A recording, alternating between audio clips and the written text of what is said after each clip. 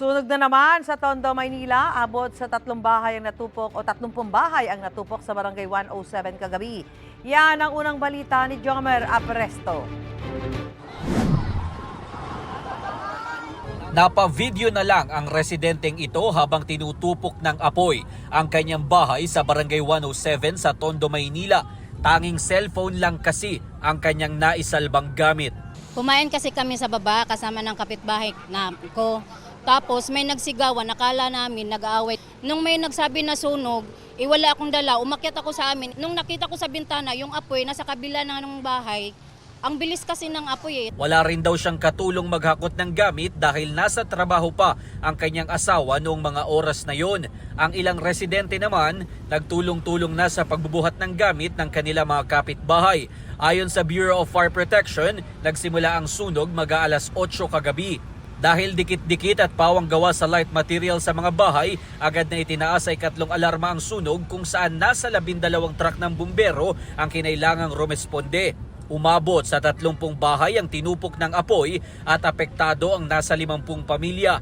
Isang senior citizen naman ang nahirapan umanong huminga pero agad ring nabigyan ng paunang lunas.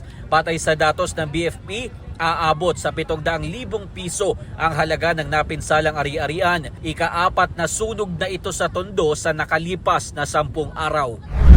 Nitong Biyernes lang, 200 bahay sa 4 na Aroma Temporary Housing Building ang natupok sa Barangay 105. 600 pamilya ang naapektuhan o 1,800 individual.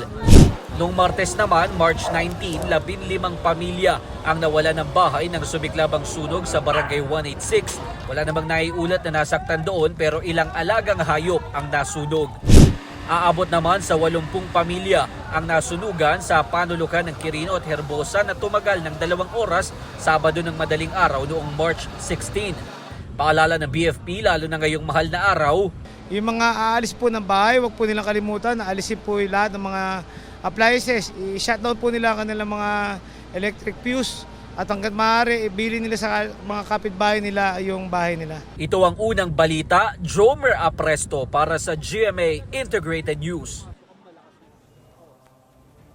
Mga kapuso, para una ka sa mga balita, mag-subscribe sa GMA Integrated News sa YouTube. Sa mga kapuso abroad, subaybayan niyo po kami sa GMA Pinoy TV at sa www.gmanews.tv.